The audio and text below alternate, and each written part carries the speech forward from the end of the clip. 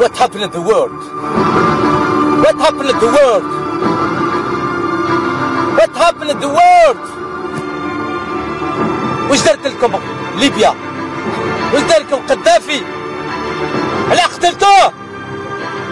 علاه قتلتوه؟ يا أمير قطر أنت القاتل، أنت اللي قتلت قذافي، أنت اللي قتلت ليبيا، أنت اللي قتلت شعب ليبيا،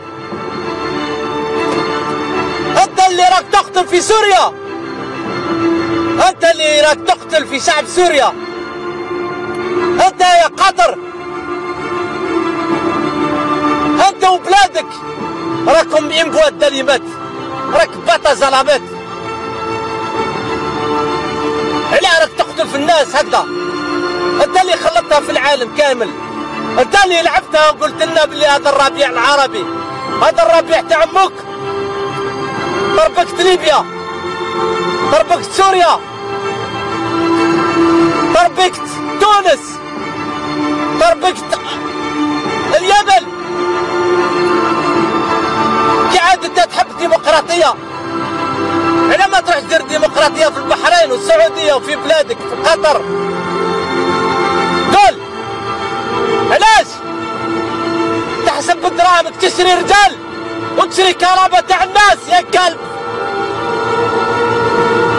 انت خبيث. ان شاء الله يجي نهارك، ان شاء الله يجي نهارك.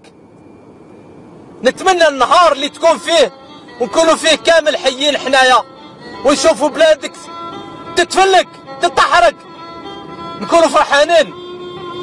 واحد منهم انا نكون فرحان.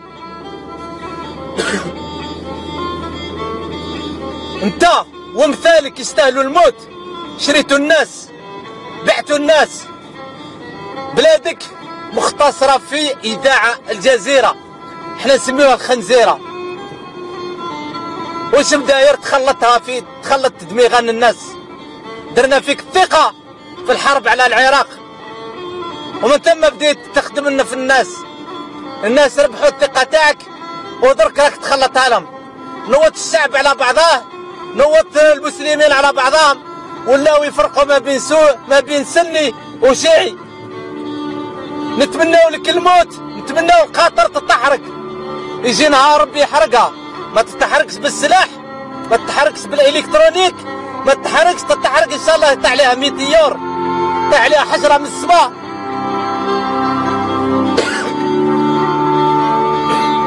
ولا تضرب عليكم الشمس تتحرق. وش هي بلادك؟ بلادك فيها باطيمات، ما عندك لا تراث ما والو. التراث تاعك خيمه ما فيها والو. انتوما الشعب كامل شعب ذليل، شعب تاع خيمه تاع بعير. هذا ما عندكم. حرقتوا ليبيا، قتلتوا قذافي مسكين، ودرك في سوريا جبتوا المرتزقه تاعكم كامل وتقولوا باللي هذو مسلمين، هذو خاطي مسلمين، هذو كيما نتوما ولا سي دي زاجون تاع لا سي تاع توت لي زاجونس.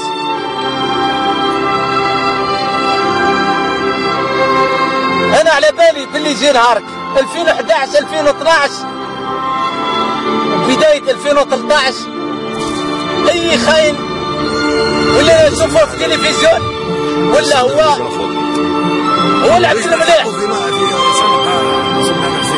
والعبد هذاك اللي عنده الكرامه تاعو قتلتوه، ما عندوش الحق يفوت في الجزيره. ما تخافوش، هاو جاي نهاركم. ربي ان شاء الله يكتب 2013 هذا تكون النهايه تاعكم ان شاء الله. لا تكلموا عن سياسه صدام حسين والخلافه معاه السياسي، ممكن كلنا مختلفين سياسيا معاه ومختلفين حتى مع بعضنا نحن الان. ما في حاجه تجمعنا ابدا الا القاعه هذه.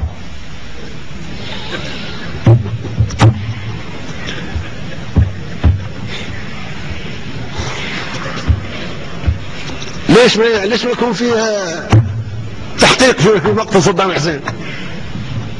قيادة عربية بالكامل تقتل تشنق في المشانق، راح نتفرج لماذا؟ ممكن الدور جاي عليكم كلكم.